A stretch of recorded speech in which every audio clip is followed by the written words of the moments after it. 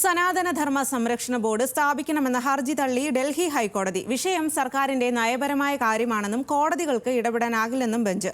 വഖഫ് board മാതൃകയിൽ സനാതന ധർമ്മ സംരക്ഷണ ബോർഡ് വേണമെന്ന ആവശ്യം ഉന്നയിച്ച് സനാതൻ ഹിന്ദു സേവാ ട്രസ്റ്റ് ആണ് കോടതിയെ സമീപിച്ചത്.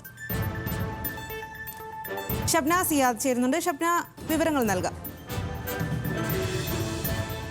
വഖഫ് ബോർഡ് മാതൃകയിൽ സനാതന ധർമ്മ സംരക്ഷണ ബോർഡ് സ്ഥാപിക്കണമെന്ന ഹർജി ഡൽഹി ഹൈക്കോടതിയാണ് തള്ളിയത്. വിഷയം സർക്കാരിന്റെ നയപരമായ കാര്യമാണ്, കോടതികൾക്ക് ഇടപെടാനാകില്ല എന്ന് ചൂണ്ടിക്കാണിച്ചാണ് ഉത്തരവ്. ഉചിതമായ നടപടികൾക്കായി സർക്കാരിനെ സമീപിക്കാൻ ഹർജിക്കാരന് അവകാശമുണ്ട് എന്നും കോടതി വ്യക്തമാക്കി.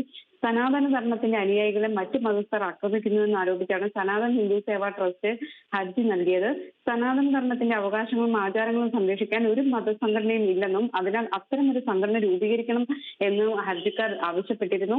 ഏതായാലും ഇത് സർക്കാരിന് നയപരമായ കാര്യമാണ് ഈ ബോർഡ് സ്ഥാപിക്കുക എന്നത്.